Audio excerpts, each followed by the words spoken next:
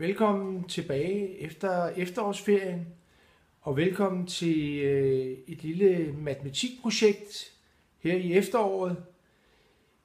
I skal selv vælge, hvad I gerne vil arbejde med, og så skal I lave en undervisningsvideo til de andre i klassen. Overemnet hedder matematikken i hverdagen, sporten, samfundet, medierne og ude i verden efteråret 2014. Inden for det overemne, der vælger I selv, og som sagt skal I lave en undervisningsvideo til de andre i klassen, sådan så at de får indsigt i den viden, I har fået, og de lærer det, som I har lært. Videoen skal bestå af 2 komponenter.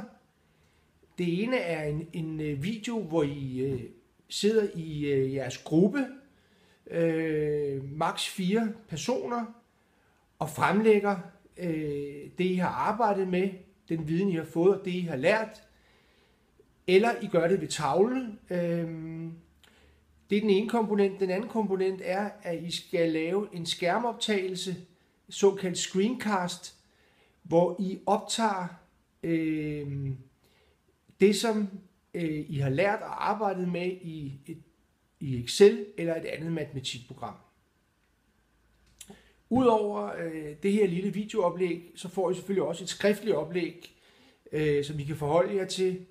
Og vedrørende screencast, så er der en uddybende forklaring af, hvad der er tanken med det. Så herfra skal det bare lyde god arbejdslyst.